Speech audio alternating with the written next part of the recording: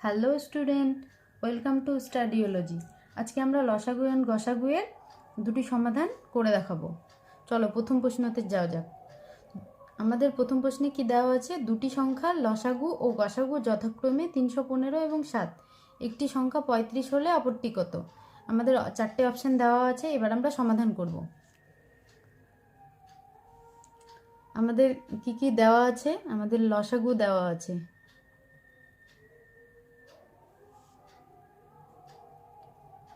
লসাগু দেওয়া আছে 315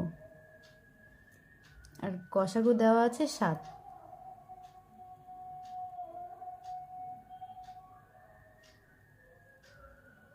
আর কি দেওয়া আছে? আর দেওয়া আছে একটি সংখ্যা 35।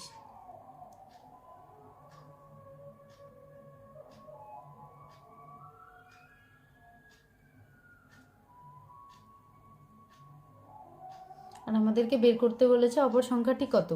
তাহলে আমরা প্রথম ফর্মুলা প্রয়োগ করব। আমাদের ফর্মুলা হলো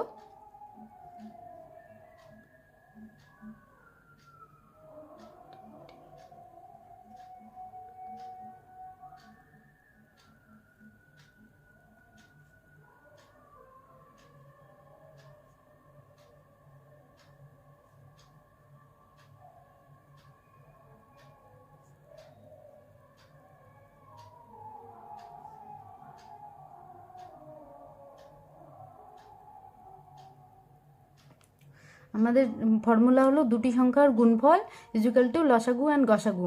আমাদের এখানে লসাগু দেওয়া আছে, গসাগু দেওয়া আছে, একটি সংখ্যা দেওয়া আছে। তাহলে আমরা কি করব? তাহলে আমরা আরেকটি সংখ্যা ধরে নিব।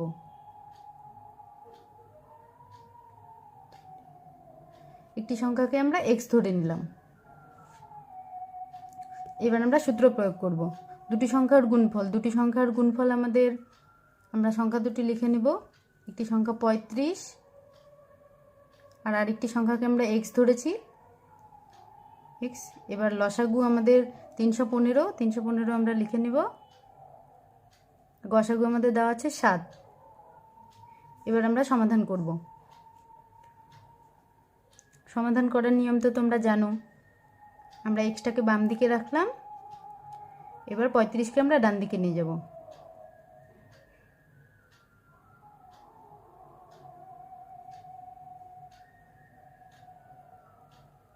7 দিয়ে 5কে, 7 5 35, 5 দিয়ে 5 6 30, 5 3 15। তাহলে আমাদের অ্যান্সার বেরোলো 63। এখানে তোমরা দেখতে পাচ্ছ যে অপশানের মধ্যে 63 নেই। তাহলে আমাদের অ্যান্সার কী হবে? তাহলে আমাদের অ্যান্সার হবে অ্যান্সার ডি।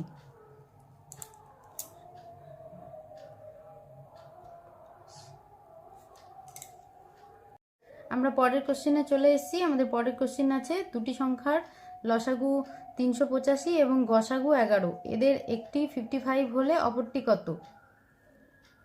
আমরা প্রথম প্রশ্নে তো ফর্মুলা জেনে গেছি, এবার আমরা ডাইরেক্ট ফর্মুলা অ্যাপ্লাই করব। তাহলে আমাদের ফর্মুলা হচ্ছে দুটি সংখ্যার গুণফল ইজুকাল টু লসাগু অ্যান্ড গসাগু। তাহলে আমাদের একটি সংখ্যা 55 দেওয়া আছে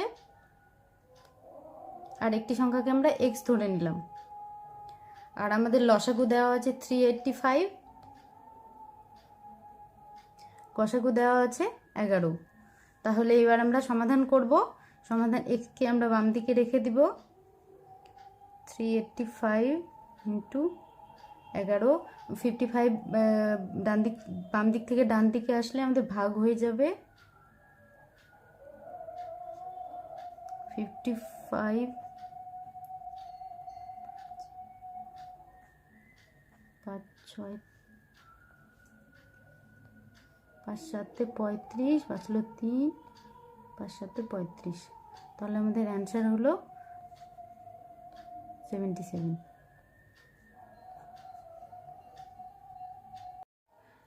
একই ফর্মুলা দিয়ে তোমাদের জন্য একটি অঙ্ক রইল।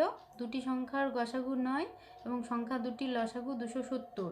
একটি সংখ্যা 54 হলে অপর সংখ্যাটি কত?